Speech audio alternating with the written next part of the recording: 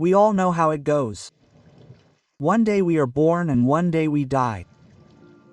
Everything that happens in between we know and understand, but everything that came before and everything that will come after we know nothing. As a result, it is really hard to say what exactly is the meaning or significance to us of being here. If we cannot know where we are going, how we got here or where we came from, how can we know why we are here? Likewise, if we do not know where we are going or what we will become, how can we know whether any of our current actions have any meaning? It is this uncertainty about our collective past and future that has allowed the question of what the meaning of life is to plague humanity since we began to feel. As a species, we have never been able to objectively answer this question.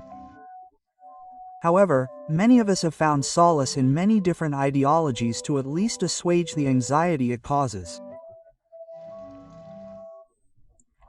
In most religions, a deity created the entire universe, placed us all in it, and what we do on this earth will determine when and how we spend eternity afterward. For others, the meaning of life is the love we share with friends, family, and loved ones. Still others believe that the existence of life itself is what makes it worth living, but for nihilists, life is meaningless. All actions, suffering, and emotions, both good and bad, are utterly devoid of meaning and significance. This is nihilism, the belief in nothingness. At some point in our lives, many of us have struggled with nihilistic thinking. We are struck by a powerful sense of purposelessness, as if our lives are meaningless and devoid of intrinsic value. This usually happens when we start to question our old beliefs, but also just before we get new ones to hold on to in that phase where you're letting go of your parents' beliefs, learning new things, gaining new experiences, and forming your own opinions about the world. And usually all of these thoughts start with a simple question. Why? This one, three-letter, monosyllabic word can cause everything you thought was the rock of your foundation to start to crack and turn into quicksand that drags you down into misery and makes it seem like maybe, just maybe, your whole life hasn't been what you thought it would be. Pause and take a moment to think about your core values and ask yourself the question. Why? Why do you believe these things? Where did they come from? Who did they come from? Keep asking and eventually you'll reach a point where there's no answer. You'll come to nothing with all the religions of the world and all our scientific discoveries. And yet we still can't answer the question. So it's at this point that the list comes to the conclusion that there is no why, there is no answer. There is simply nothing.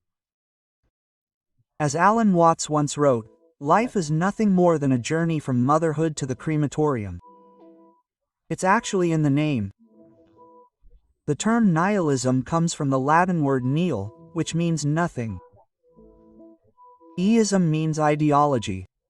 It's the ideology of nothingness. But that doesn't help us fully understand it. People often confuse nihilism with pessimism, but they are very different.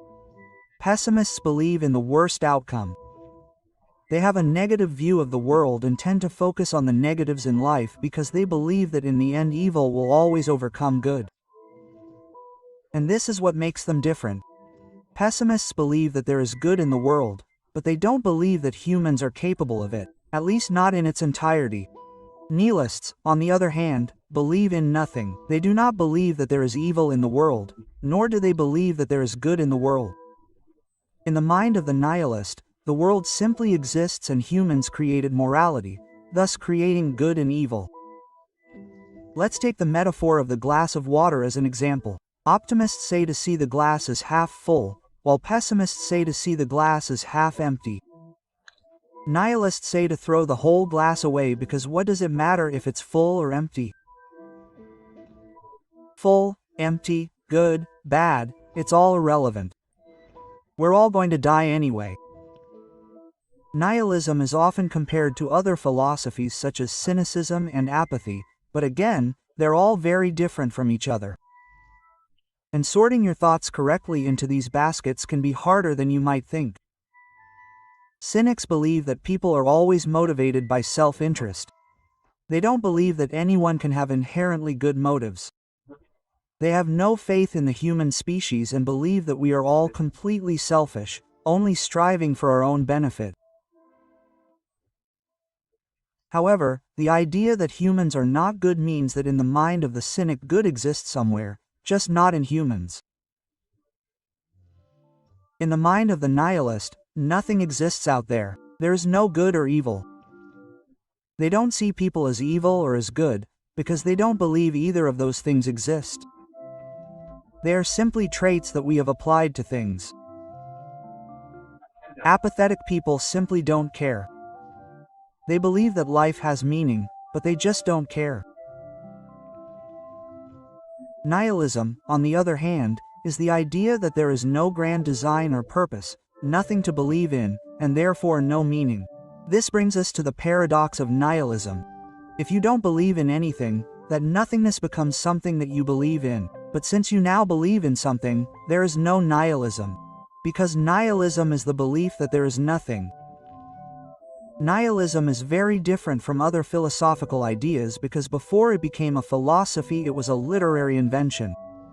As a result, it is not as clearly defined as many other philosophies out there. Many different people have explained it in many different ways, but ultimately these different definitions have been categorized into many different types of nihilism. There is political nihilism, in which political nihilists believe that in order for humanity to advance as a species, all political, social, and religious order must be destroyed. Then there is ethical nihilism, which rejects the idea of absolute ethical or moral values. With this type of nihilism, what is right or wrong is only defined by society, and as such, it should not be followed if we as a species are ever going to achieve absolute individual freedom. We can do whatever we want. And then we have existential nihilism. This is the idea that life has no value or meaning. This is the most popular type of nihilism and the one we have been talking about for most of this video.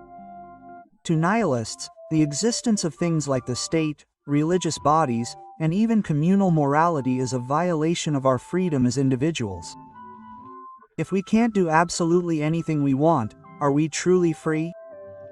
Or have we simply bound ourselves to some sort of invisible mental chain for reasons we can't explain? One night I was browsing Reddit and came across the question: if you had the choice to save your pet or a stranger, who would you save? The overwhelming number of people answered their pet, obviously. When one commenter was confronted, they simply asked the question, why do you think a human life is worth more than an animal's? And no one really had an answer. Sure, people tried to beat around the bush, but the question of why was never answered. But that's the point of the NIHIList. If we can't answer why we bind ourselves to these rules, why do we choose to do so? Maybe it's because of the existential horror and emotional anguish that comes with accepting that life is meaningless. Think about that for a moment. If life is truly meaningless and everything we do is worthless, all the feats of science, the wonders of technology, things like space exploration and human rights movements. Look how far we've come, and then consider the fact that it could all be just a waste, a blip in time with no consequence whatsoever in the grand scheme of things, knowing that all the things we experience, the ups and downs we go through, that in the end it's all for nothing. We are not required to understand the chaos of reality, only to laugh at it. Friedrich Nietzsche was a strange philosopher because he argued for and against nihilism at the same time. In arguing for it, he explained that there is no objective structure or order in our world except that which we ourselves create. He once said, "Every belief, every consideration of anything as true is necessarily false, because there simply is no true world." He believed that nihilism would expose all of humanity's beliefs and truths as nothing more than a symptom of a flawed Western mythology. As he himself said, God is dead. He wasn't referring to the actual deity of religions, but metaphorically to the power that religious orders had at that time and how people were starting to go their own way, finding their own meaning in life, denying what the status quo was at that time. But then, in the same breath, Friedrich argued against nihilism by saying that in the centuries to come the advent of nihilism would lead civilization towards a catastrophe, a disaster about to implode, a river that has come to its end. And if we look at the most destructive civilizations in human history, we can clearly see that this is true. Cultural traditions, beliefs, religious institutions, and even financial systems are crumbling and nothingness begins to creep in. Think about it. If nothing matters and we are nothing more than a random combination of transient atoms, how can we objectively call Hitler one of the worst human beings who ever lived for trying to destroy an entire culture on a fundamental level? Most of us understand that all of these things are truly terrible. But the danger is that because we can't logically explain why we think the way we do, we'll never be able to convince someone else to follow the same path. And that's exactly what Friedrich feared. Some people still blame him for the Nazi era, because even though he saw all these dangers, he still preached nihilism. He believed that if we could overcome the collapse of civilization that nihilism would eventually bring about, we could create a new course of action for humanity. He believed that in order to move forward as a species, we had to create a new morality, one that moved away from the prejudices of what existed before, because after all, tearing down your old house shouldn't leave you homeless. Rather, it should present you with the opportunity to build a bigger and better home. Pause and look around you for a moment. Look at everything that's happening, especially on social media, and you'll realize that as a species we may be headed for another bout of nihilism. Religion no longer has any say in what is morally acceptable. People are tearing down long-held cultural beliefs and practices and charting new paths in their place. Anything, no matter how despicable, now has a loyal following who will defend it because they have the right to do whatever they want. And really, why not? That's the question no one can answer. Humanity will keep nudging the needle ever so slightly forward until one day none of us will be able to tell the other that they're wrong. And why are they wrong? William Shakespeare once wrote, "Life is but a walking shadow." A bad player who wags and flails for an hour on the stage and then is heard no more. It's a tale told by an idiot, full of sound and fury signifying nothing.